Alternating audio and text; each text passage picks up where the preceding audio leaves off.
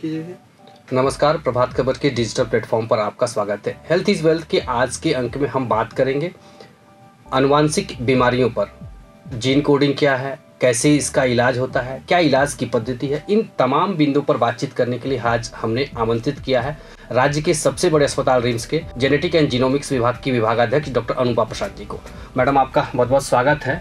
और सबसे पहला सवाल ये होगा कि जेनेटिक और जीनोमिक्स विभाग है क्या? पहले यह जेनेटिक्स एंड जीनोमिक्स विभाग एक्चुअली ये विभाग है विभिन्न आनुवंशिक बीमारियों की जांच का विभाग है, जिसमें कि हम जेनेटिक्स मतलब एक जीन का हम लोग जांच करते हैं और जीनोमिक्स मतलब पूरे जीनोम या पूरे एक्सोम का जांच करते हैं।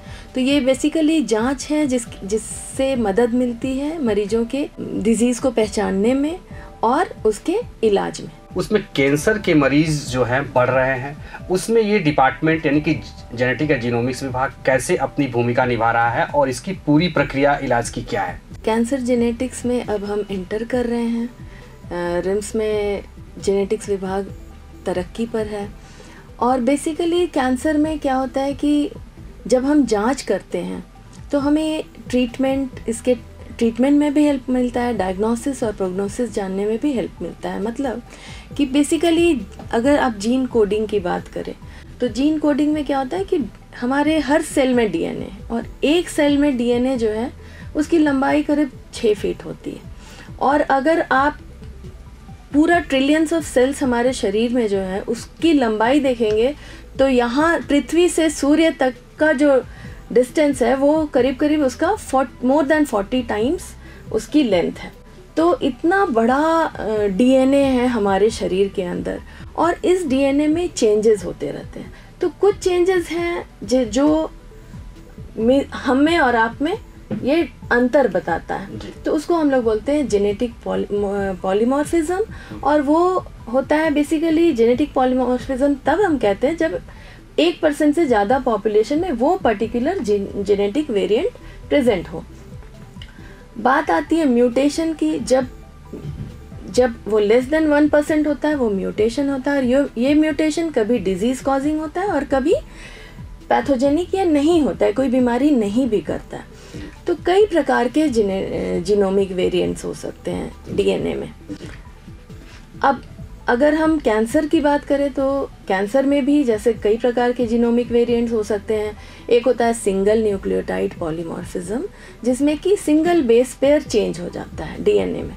तो जेनेटिक कोड जो होता है ना, वो क्या होता है कि code means it's a rule, a set of rule, जिसमें कि 4 न्यूक्लियोटाइड्स जो होते हैं डीएनए में प्रेजेंट रहते हैं अलग अलग कॉम्बिनेशन में। And these 4 nucleotides can be translated into 20 types of amino acids. तो 20 एमिनो एसिड वो प्रोटीन में उनका अलग अलग सीक्वेंस होगा और वो डिफरेंट टाइप्स ऑफ प्रोटीन्स बनाते हैं। मतलब कि ये जीन अल्टीमेटली फंक्शनल यूनिट इसका जो प्रोटीन है वो प्रोटीन बनाएगा। अगर इस जीन में कोई वेरिएशन आया प्रोटीन में फ़र्क पड़ेगा। अगर प्रोटीन ख़राब बनेगा सेल का फंक्शनिंग इम्प्रॉपर हो जाएगा। अब अगर कैंसर जानना है, अगर हम जीन कोडिंग की बात कर रहे हैं और जीनोम सीक्वेंसिंग की बात करें तो हम सीक्वेंस करके देख लिए उसमें क्या क्या डिफेक्ट है। अब इस डिफेक्ट के हेल्प से हम ये जान पाएंगे कि पर्टिकुलर कैंसर में कौन सा जीन इन्वॉल्व है ऑलरेडी और कौन सा अभी हमारे मरीज में इन्वॉल्व है। अभी कैंसर में जितनी नई दवाएं आ रही है वही यही कर रही हैं कि प्रोटीन आइडेंटिफाई हुआ with the help of genomics और उस प्रोटीन को हम उसका एक्शन ही नहीं होने दिए, बढ़ने ही देते हैं हमको, रोक देते हैं। या तो प्रोटीन का जीन का एक्सप्रेशन ही ना होने दें, या फिर वो एक्सप्रेशन हो गया, प्रोटीन बन गया एबनॉर्मल प्रोटीन, तो उसको काम ही ना करने दें। तो इस तरह बहुत सारी दवाएं बनती हैं कैंसर के लिए। तो वो जीन जो है कैसे स्वस्थ मिलता है अपने अभिभावकों से और हम कैसे उसे बच सकते हैं या बीमारियों से उसको रोक पाते हैं? देखिए 2 टाइप का जीन में म्यूटेशन होता है। एक बोलते हैं जर्मलाइन म्यूटेशन। जर्मलाइन म्यूटेशन जो होता है that we inherit from our parents.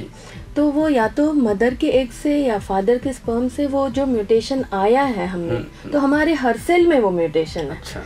तो उसको तो आप चेंज ही नहीं कर सकते हो। उसको जान सकते हो कि ये मेरे लिए खतरनाक है और उसको उस हिसाब से उसके लिए आगे की तैयारी कर सकते हो कि समय समय पे जांच करवाएं। दूसरा होता है सोमैटिक म्यूटेशन, जिसमें जो कि अक्वायर्ड होता है, वो किसी कारणवश, जैसे कि कोई म्यूटाजेन से आप जैसे बोलते हैं बहुत सारे कैंसर कॉजिंग केमिकल्स होते हैं या यूवी रेडिएशन होता है या तो जीनोमिक इंस्टेबिलिटी होती है, तो ये सब कारण है सोमैटिक म्यूटेशन का। तो अगर कोई भी म्यूटाजेन के चलते हुआ है तो वो सोमैटिक म्यूटेशन उसके अलग जीन होते हैं और जो जर्म लाइन म्यूटेशन होते हैं उसके अलग जीन होते हैं। तो वो जेनेटिक स्टडी से ही पता चल जाएगा कि ये सोमैटिक म्यूटेशन है या जर्म लाइन म्यूटेशन। इसी से मिलता जुलता एक सवाल है कि महिलाओं में ब्रेस्ट कैंसर, ओवरी कैंसर ये अभी तेजी से बढ़ रहा है। मैम, इसके अर्ली स्टेज पर मुझे जहाँ तक जानकारी है कि हम पता लगा रहे, सक्षम हो पा रहे हैं जीन कोडिंग के माध्यम से। वो पूरी प्रक्रिया एक बार हमको समझा दें कि कैसे महिलाओं को पता चल जाए या क्या वो प्रक्रिया है समय पे जांच करा करके कि वो बच पाए। ये बहुत ही अच्छा सवाल किया आपने, बहुत ही अच्छा।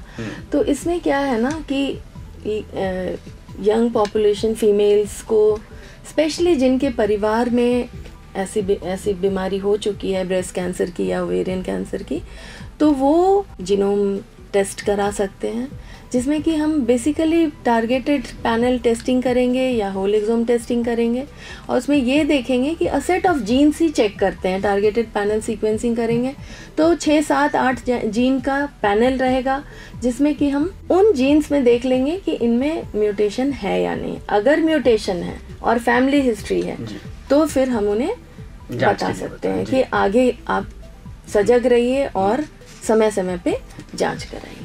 इसके लिए क्या ट्रीटमेंट के लिए दवाएं भी हम बता पाएंगे कि टारगेटेड ये दवा है जो आपके लिए कारगर हो सकता है कोडिंग के माध्यम से? हाँ बिल्कुल, इसी का नाम है पर्सनलाइज्ड मेडिसिन या प्रेसिजन मेडिसिन। जी, अब तो इसी पे बात भी कर लेते हैं कि कैंसर में जो प्रेसिजन मेडिसिन वो है क्या पूरा? हाँ, तो बेसिकली क्या होता है कि जब हमने पूरा जीनोम की जांच कर ली, अब हमें पता है कहाँ पे क्या जीनोमिक वेरिएशन है। प्रेसिजन मेडिसिन में क्या करते हैं कि अगर ये पर्टिकुलर, जो अभी मैं बता रही थी आपको, पर्टिकुलर जगह में म्यूटेशन है, वो इस प्रोटीन को अफेक्ट करेगा। अब इस प्रोटीन के थ्रू जो एक्शन होता है उसको अगर हम वहाँ पे काटे तो क्या होगा कि वही प्रोटीन का एक्शन खत्म होगा, बाकी प्रोटीन्स तो नॉर्मल रहेंगे। तो साइड इफेक्ट्स बहुत कम रहेगा इस प्रेसिजन मेडिसिन में या टारगेटेड मेडिसिन में जो हम देते हैं। वेयरएज जो पुरानी पद्धति थी कैंसर के इलाज की, जिसमें कि हम देते थे ओवरऑल कैंसर सेल्स को मारने वाला दवा, कीमोथेरेपी, तो उसमें क्या होता था कि अगर ओवरऑल सेल्स को मारने वाली दवाएं हैं तो हमारे जो शरीर के सेल्स हैं वो भी डैमेज होंगे। इसीलिए ये पर्सनलाइज्ड थेरेपी, प्रेसिजन थेरेपी एकदम टारगेट दिए कि हाँ ये कैंसर में ये खराबी है तो ये वाला पाथवे को अटैक करके उसको वहीं पे रोक दो।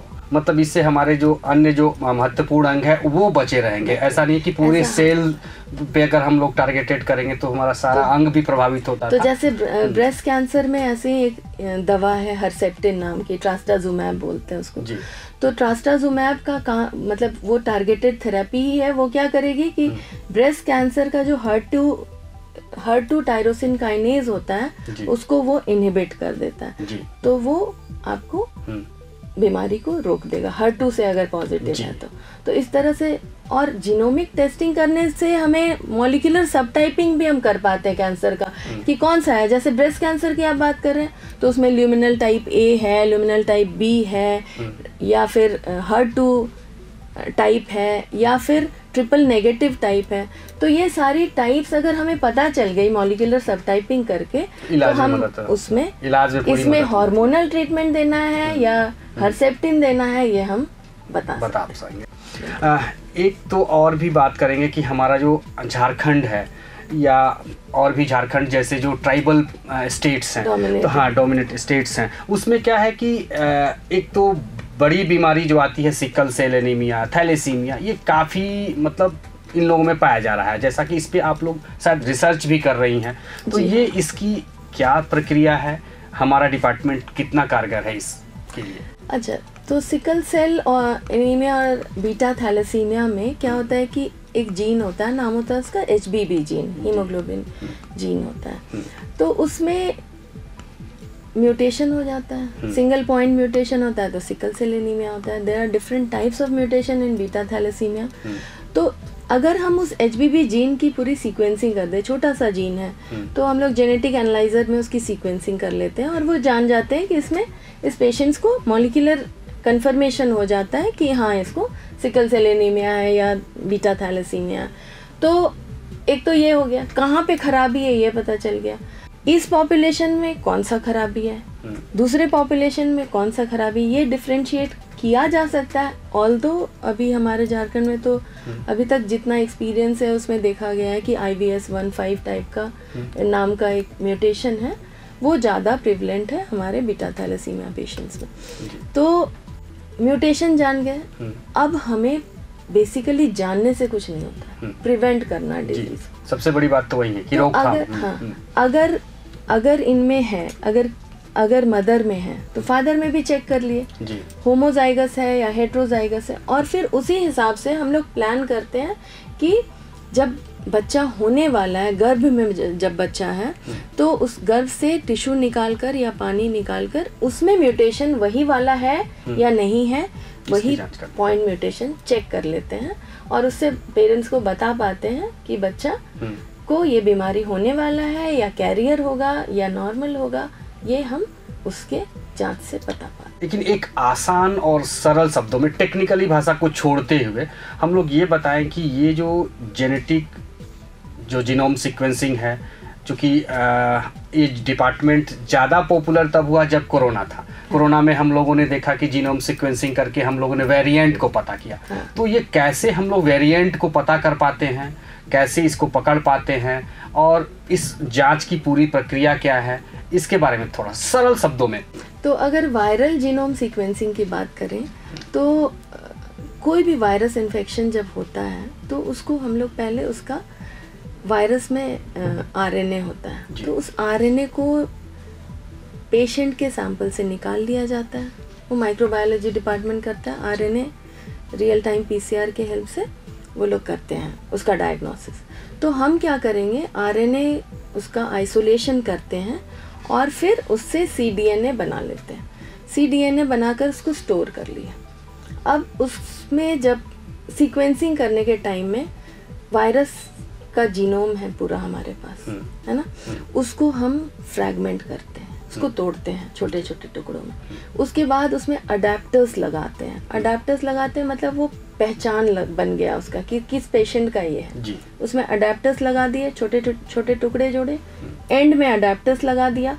अब उसको फिर उसको सीक्वेंसिंग करते हैं, प्राइमर अटैच करके एक्सटेंशन होता है न्यूक्लियोटाइड्स का, और उसी टाइप के लाखों लाख फ्रैगमेंट्स बन जाते हैं। फिर उसको हम लोग सीक्वेंसिंग के मशीन में डालते हैं और उसको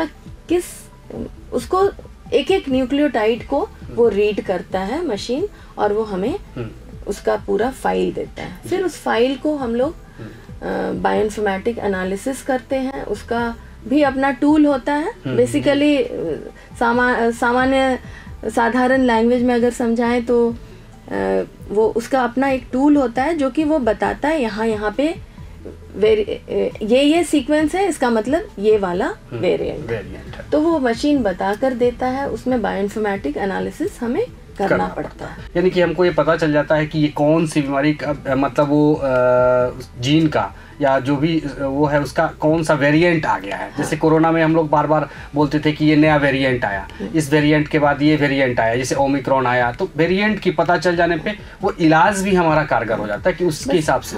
यहाँ पे एक बात बताना चाहूँगी, ये जो जीनोम सीक्वेंसिंग है ये नॉर्मल टेस्ट से बहुत ही अलग होता है।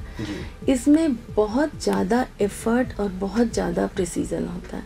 इसमें हमें 1 माइक्रोलीटर के रेंज में काम करना पड़ता है और घंटों लगातार काम करना पड़ता है। कई बार मतलब लास्ट टाइम जब हम लोग सीक्वेंसिंग किए थे तो 12 बजे रात तक हमने किया था। ये तो बीमारी क्या हुआ, जीनोम सीक्वेंसिंग क्या हुआ, थैलेसीमिया क्या हुआ, एक हेल्दी लाइफ स्टाइल हमारा कैसा हो जिससे हम इन गंभीर बीमारियों से बच पाए।